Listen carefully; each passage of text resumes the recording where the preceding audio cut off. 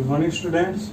आज हम 9th और 10th का जो कॉमन टॉपिक है साइंस में डाइजेस्टिव सिस्टम उसको लेकर आए, ह्यूमन डाइजेस्टिव सिस्टम। और आपको पता है ह्यूमन डाइजेस्टिव सिस्टम में हमारा डाइजेशन होता है, उसके बारे में हम स्टडी करते हैं। ये मैंने ह्यूमन डाइजेस्टिव सिस्टम बनाया है, डायग्राम है ह्यूमन डाइजेस्टिव सिस्टम का। और इसमें हम देखते हैं कि अब बात करते हैं कि ह्यूमन की जो बॉडी होती है, आपको पता है कि सिस्टम ऑर्गन सिस्टम टाइप की होती है। ऑर्गन सिस्टम का मतलब होता है कि हमारा शरीर होता है वो मल्टी सेलुलर होता है। मल्टी सेलुलर मीन्स हर एक फंक्शन करने के लिए हमारी बॉडी में एक स्पेशल टाइप का सेल या सेल्स का ग्रुप होता है, उसको वो आपस में कंबाइन होता है जिससे ऑर्गन बनते हैं, और ऑर्गन से कंबाइन होने से ऑर्गन सिस्टम का फॉर्मेशन होता है। तो हमारा शरीर है वो सेल लेवल का है, यानी हमारे शरीर में बहुत सारी सेल्स होती है जो स्पेशल फंक्शन करती है, जिसको हम टिश्यू बोलते हैं। टिश्यू का जो ग्रुप होता है जो एक स्पेशल फंक्शन परफॉर्म करता है उसको ऑर्गन बोला जाता है, और ऑर्गन का जो एक ग्रुप होता है जो स्पेशल वर्क करता है उसको ऑर्गन सिस्टम। और हमारे शरीर में तो बहुत सारे ऑर्गन सिस्टम होते हैं जिसके कारण हमारी जो मेटाबॉलिक रिएक्शन होती है, मेटाबॉलिक जो भी एक्टिविटी होती है वो कंप्लीट होती है। और इसी एक ह्यूमन सिस्टम में हमारा जो पहला टॉपिक है डाइजेस्टिव सिस्टम है। हमारे शरीर में बहुत सारे ऑर्गन होते हैं, आईज होती है, नोज होते हैं, लंग होते हैं, नेफ्रॉन होते हैं, किडनी होती है। लेकिन क्या सारे ऑर्गन डाइजेस्टिव सिस्टम बनाते हैं? नहीं। डाइजेस्टिव सिस्टम बनाने का काम कुछ एक ऑर्गन का होता है जिनकी हम बात करते हैं। हमारा जो फर्स्ट ऑर्गन आता है वो माउथ कैविटी या बक्कल कैविटी से बोला जाता है। माउथ कैविटी या बक्कल कैविटी यानी अपना जो माउथ का पोर्शन होता है वो माउथ कैविटी के थ्रू आता है। डाइजेस्टिव सिस्टम का फर्स्ट ऑर्गन क्या है? माउथ। सेकंड, माउथ से एक पाइप लाइक स्ट्रक्चर होती है जो माउथ को स्टमक, बहुत नाम सुना होगा आपने, स्टमक को माउथ से जोड़ने का काम करती है। पाइप लाइक स्ट्रक्चर होती है, उसको अपन बोलते हैं एसोफेगस। क्या बोलते हैं? एसोफेगस। एसोफेगस 3 टाइप की होती है, उसके बाद में आगे स्टडी करेंगे अपन नेसोफेगस, ओरोफेगस और एसोफेगस। ठीक है, ये आगे स्टडी करते हैं अपन। ठीक है, एसोफेगस से आगे अपन चलते हैं स्टमक। स्टमक एक इंपॉर्टेंट पार्ट होता है डाइजेस्टिव सिस्टम का। यहाँ पर फूड 3 से 4 आवर तक स्टे करता है स्टमक। यहाँ पर स्टमक में जो फूड होता है वो 3 से 4 आवर तक स्टे करता है, और इसकी जो कैपेसिटी होती है फूड को स्टोरेज करने की वो 4 से 5 लीटर तक होती है। मैंने 4 से 5 लीटर बोला, मतलब यहाँ पर जो फूड होता है वो सॉलिड फॉर्म में नहीं होता। किस फॉर्म में हो जाता है? लिक्विड फॉर्म में। लिक्विड फॉर्म में होने का ये कितने लीटर तक कैपेसिटी को एब्जॉर्ब कर सकता है? 4 से 5 लीटर। कितनी देर तक स्टे करता है? ये भी क्वेश्चन आ सकता है। 3 से 4 आवर तक यहाँ पर फूड स्टे करता है। पूरे डाइजेस्टिव सिस्टम में सबसे ज्यादा जो फूड स्टे करता है या रुकता है वो स्टमक पार्ट में रुकता है। क्यों रुकता है? स्टमक में एक एसिड होता है जिसका नाम HCl होता है, हाइड्रोक्लोरिक एसिड। हाइड्रोक्लोरिक एसिड होता है, उसकी पीएच होती है वो 0 से 1 पीएच तक होती है, यानी मोर रिएक्टिव एसिड होता है। आपको पता है अगर वो एसिड यहाँ से निकाल के अपने फेस के ऊपर डाल लें तो ये अपना जो मुंह है ना वो दिखेगा नहीं, इतना हाई रिएक्टिव एसिड होता है। और उसमें फूड क्या करता है? 3 से 4 आवर तक स्टे करता है। क्यों स्टे करता है ये भी पूछा जा सकता है एग्जाम में। जब फूड माउथ से इंटेक किया जाता है बॉडी में तो बहुत सारे बैक्टीरिया होते हैं जो हमारे शरीर के लिए बहुत ही हानिकारक होते हैं। जैसे अपन आज फैल रहा बहुत बैक्टीरिया, ठीक है, एक्चुअली वायरस फैल रहे हैं, ठीक है, बहुत सारे वायरस हमारे शरीर के अंदर इंटैक्ट करते हैं। और जब इंटैक्ट करते हैं तो हमारे शरीर उनसे इन्फेक्टिव हो सकती है। तो इसको किल करने के लिए स्टोमक में HCl प्रेजेंट रहता है। HCl के कारण फूड का जो हार्ड पार्ट होता है वो सिंपल या बहुत ही जैसे हम कहें कि एब्जॉर्बल अवशोषित पार्ट में, या जिनको अपन एब्जॉर्ब कर सकते हैं उस टाइप के लिक्विड में कन्वर्ट हो जाता है। सिंपल या लिक्विड फॉर्म में फूड क्या होता है? कन्वर्ट हो जाता है। और बैक्टीरिया या वायरस जो हमारे शरीर को हार्म पहुंचा सकते हैं, नुकसान पहुंचा सकते हैं, वो यहाँ पर खत्म कर दिए जाते हैं। इसके बाद में यहाँ पर इसकी जो नेचर है फूड का, कहाँ पर, स्टोमक में। स्टोमक में फूड का नेचर होता है वो एसिडिक नेचर होता है। कैसा नेचर होता है, एसिडिक, यानी यहाँ पर जो फूड स्टे करता है उसका नेचर होता है एसिडिक, यानी वो 0 से 1 pH वाला फूड हो जाता है। जैसे वो शरीर के अंदर जाएगा स्मॉल इंटेस्टाइन में, तो इनकी इतनी वो मजबूत नहीं है, हो सकता है वो इनको डिस्ट्रॉय कर दे। तो यहाँ पर जैसे ये स्टोमक होता है, स्टोमक के 3 पार्ट होते हैं, आगे अपन स्टडी करेंगे इसको अच्छी तरह डिटेल वाइज। स्टोमक के आगे जब स्मॉल इंटेस्टाइन के जैसे फूड जाता है 3 से 4 आवर बाद में, तो स्मॉल इंटेस्टाइन के थ्रू इंटेस्टाइन जूसेज सेक्रेट किए जाते हैं। ये इंटेस्टाइन जूसेज होते हैं जो इस एसिडिक मीडियम फूड को बेस मिलाकर इसको न्यूट्रल करने का काम करते हैं। न्यूट्रल का मतलब, अब जैसे ये यहाँ पर फूड आता है तो यहाँ पर इसकी pH 7 से बिलो नहीं होती, इसकी pH होती है 6 या 8 के समथिंग, जो आसानी से स्मॉल इंटेस्टाइन के थ्रू एब्जॉर्ब कर लिया जाता है। ठीक है, यहाँ पर फूड का एब्जॉर्प्शन होता है, यानी यहाँ से जो भी न्यूट्रिएंट होते हैं वहां स्मॉल इंटेस्टाइन के थ्रू फूड के जो न्यूट्रिएंट होते हैं वो एब्जॉर्ब कर लिए जाते हैं। किसके थ्रू, वेली के थ्रू। वेली क्या होती है, स्मॉल इंटेस्टाइन में एक स्पाइक, एक नुकीली स्पाइक जैसी स्ट्रक्चर होती है जिसमें फूड ट्रैप हो जाता है, और फूड ट्रैप होने के कारण जो कैपिलरीज होती है जो उनके थ्रू फूड का न्यूट्रिशन स्मॉल इंटेस्टाइन से गेन करके ब्लड में स्मॉल इंटेस्टाइन लार्ज इंटेस्टाइन के जिस पार्ट से मिलती, जहां मिलती है, तो वहां पर एक स्ट्रक्चर होती है, उस स्ट्रक्चर को बोलते हैं अपेंडिक्स। क्या बोलते हैं, अपेंडिक्स। अपेंडिक्स सेलुलोज के डाइजेशन में हेल्प करती थी, इसीलिए अपने जो इस वेस्टल ऑर्गन, अभी ये अपेंडिक्स वेस्टल ऑर्गन है, क्यों है, क्योंकि जो अपने पूर्वज थे, जब बताते कि अपन मंकी फैमिली से बिलोंग करते हैं, तो जो मंकी फैमिली थी वो जो लीफ होती थी उनका डाइजेशन करती थी। तो लीफ में सबसे ज्यादा मात्रा में सेलुलोज होता है, तो सेलुलोज के डाइजेशन के लिए यहाँ पर अपेंडिक्स प्रेजेंट था। हम अब जो लीफ होती है सेलुलोज का डाइजेशन बहुत कम करते हैं, इसलिए अपने जो अपेंडिक्स है वो डेवलप नहीं है, वेस्टल ऑर्गन है।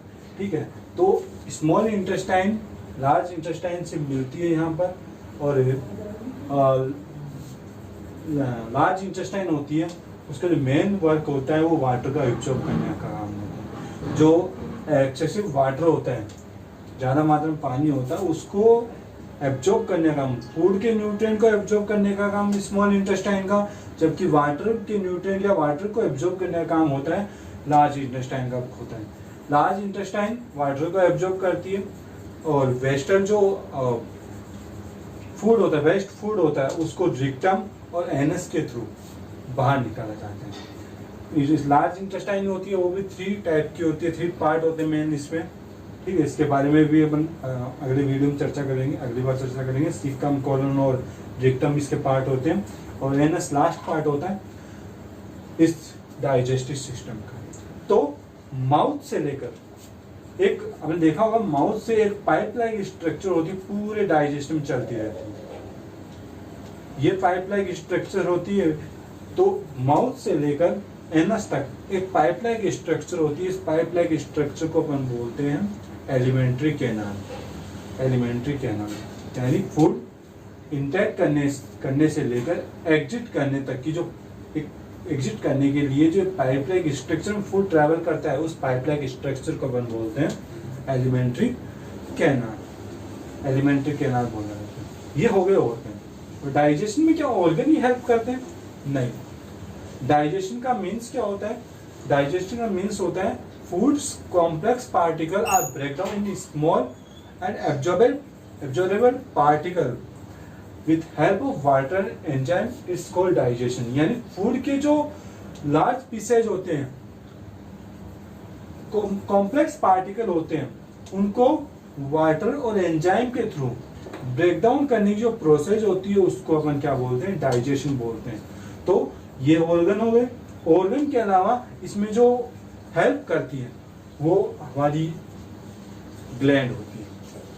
मेनली आपकी बुक में 3 टाइप की ग्लैंड दे रखी है। बुक में स्मॉल इंटेस्टाइन के बारे में नहीं है, बहुत ही कम है, लेकिन स्मॉल इंटेस्टाइन भी कुछ जूसेस सेक्रेट करती है।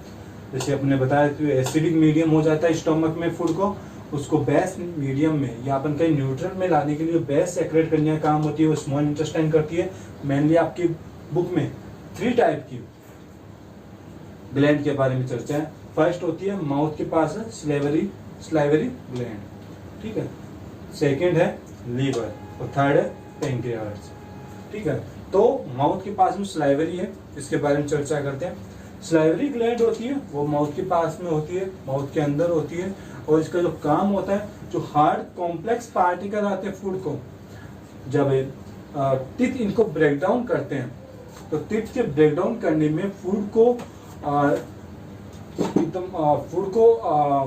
लुब्रिकेट बनाने का जो काम होता है वो स्लाइवा होता है। स्लाइवा अगर नहीं होगी तो कोई भी फूड आसानी से ब्रेक डाउन नहीं हो पाएगा। स्लाइवा उसको बहुत ही क्विकली ब्रेक डाउन करने का काम करती है माउथ में इसीलिए कहा जाता है कि जो फूड आता है उसको बहुत ज्यादा बार च्यूइंग करना चाहिए, चबाना चाहिए। क्यों? क्योंकि जो फूड बार बार चबाते हैं तो उसकी जो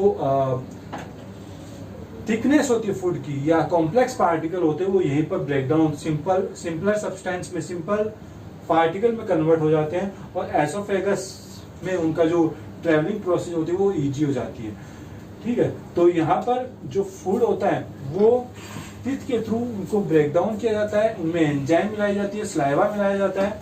स्लाइवा मिलाने के बाद में फूड लुब्रिकेंट हो जाता है, ठीक है, और लुब्रिकेट होने के बाद में एसोफेगस में ट्रैवल करता है। एसोफेगस में उसका कोई काम नहीं तो होता फूड का जो माउथ में इंटेक करने की प्रोसेस होती है उसको इंजेक्शन बोला जाता है। फूड हमारे माउथ में गया, अंदर इंटेक हुआ, फूड का माउथ में इंटेक होना क्या कहलाता है? इंजेक्शन कहलाता है। क्या कहलाता है? इंजेक्शन कहलाता है।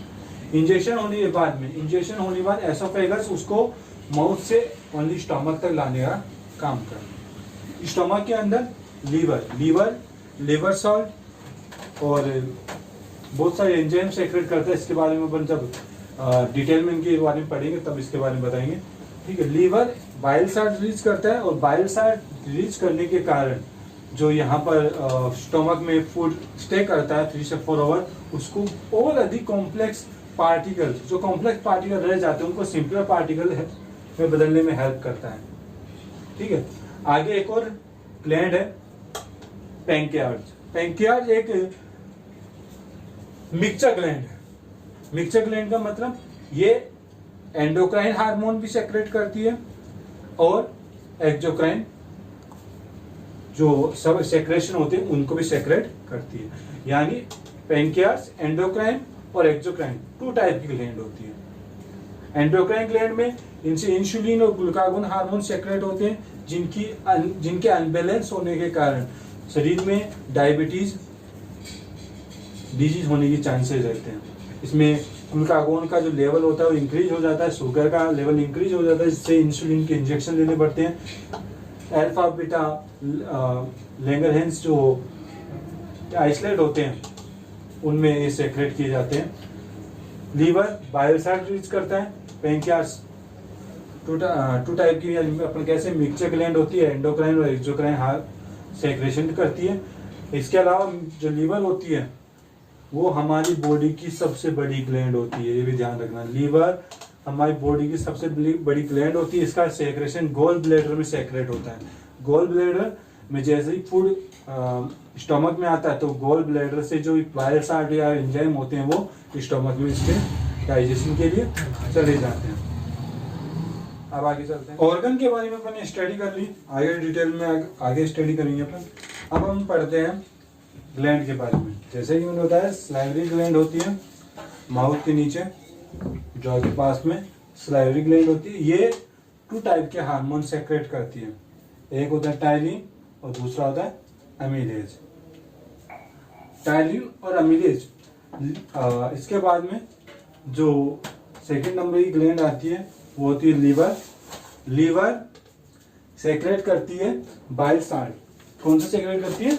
Bile salt. Bile salt secrete करती है और ये फैट या जो अमीनो एसिड होता है फैट को अमीनो एसिड में कन्वर्ट करने का काम करते हैं। उसके बाद में थर्ड ग्लैंड थी अपनी पैंक्रियाज।